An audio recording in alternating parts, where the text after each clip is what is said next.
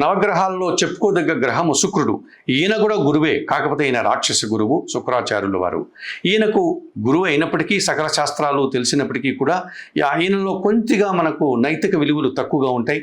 అలాగే అతి తెలివి అధికంగా ఉంటుంది. రాక్షసులకు గురువు కదా, కాస్తగా ఆ రాక్షసులకు అనుగుణంగా ఈయన విద్యాబుద్ధులు నేర్పేటువంటి వ్యక్తి గనక రాజకీయాలు, ఎత్తులు, పై ఎత్తులు, ఈ తంత్ర విద్యలు ఇవన్నీ కూడా శుక్రాచార్యులకి బాగా తెలిసి ఉంటుంది. కనుక ఈ శుక్రాచార్యుడు ప్రధానంగా మన జీవితంలో విలాసవంతమైనటువంటి జీవితాన్ని పొందడానికి, ముఖ్యంగా ఈ కళారంగాల్లో అనగా నాటక, సినిమా, ఇతరతర సంగీత రంగాలు ఏవైతే ఉన్నాయో మనకు ఈ చతుషష్ఠి కళల్లో రాణించడానికి ఈ శుక్రాచార్యుడు ప్రధాన కారకుడు అవుతాడు. వివాహానికి కూడా ప్రధాన కారకుడు ఈయనే అవుతాడు. అలాగే ఒక మంచి కుటుంబాన్ని నిర్మించాలన్నా, కుటుంబాన్ని కొనుగోలు చేయాలన్నా, వాహన కొనుగోలు, సౌకర్యవంతమైన జీవన విధానానికి ఆ సౌకర్యాన్ని అందించేటువంటి వాడు ధనకారకుడు. అలాగే రాజకీయాల్లో అంచెలంచెలుగా ఎదగాలంటే కూడా శుక్రాచార్యుడి యొక్క అవసరం మనకు ఉంటుంది.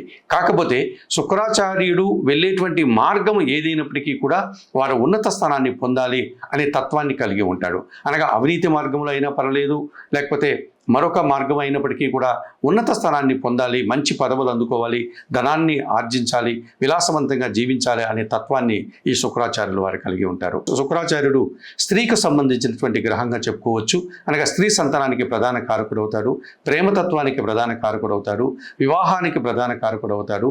వివాహ జీవితంలో భార్యాభర్తల యొక్క సఖ్యతకు, దాంపత్య జీవితానికి, శృంగారానికి సంబంధించినటువంటి వాటికి అన్నిటికీ కూడా ఈయన ప్రధాన కారకుడు అవుతాడు.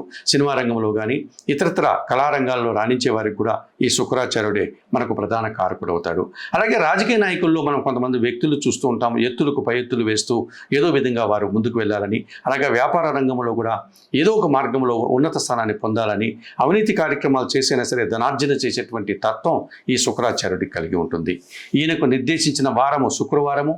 ఈయనకు నిర్దేశించినటువంటి రత్నాన్ని మనం వజ్రం అని పిలుస్తాము. ఈయనకు సంఖ్య 6గా చెప్పడం జరిగింది. ఈయనకు నిర్దేశించిన ధాన్యాన్ని అలసందలు అనగా బొబ్బర్లను మనం ప్రధానంగా స్వీకరిస్తూ ఉంటాం.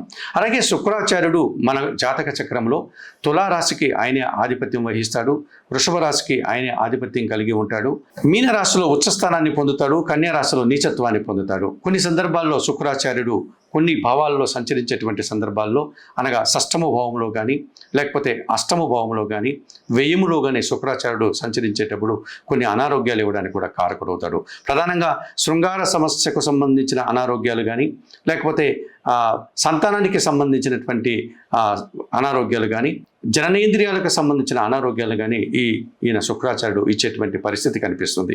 శుక్రాచార్యుని అనుకూలపరచుకోవడానికి లక్ష్మీదేవి ఆరాధన చేయాలి, మహాలక్ష్మి అష్టకం చదువుకోవాలి, అలసందలు బొబ్బర్లను మనం పేదవారికి కానీ లేకపోతే గోవులకు కానీ బాగా ఉడికించి బెల్లం పొడితో కలిపి ఇవ్వడం వల్ల మంచి ఫలితాలు పొందవచ్చు. మహాలక్ష్మి అష్టకము, కనకదార స్తోత్రం లాంటివి చదువుకోవడం వల్ల కూడా ఈ శుక్రాచార్యుని మనము అనుకూలపరచుకోవడానికి అవకాశం ఉంటుంది.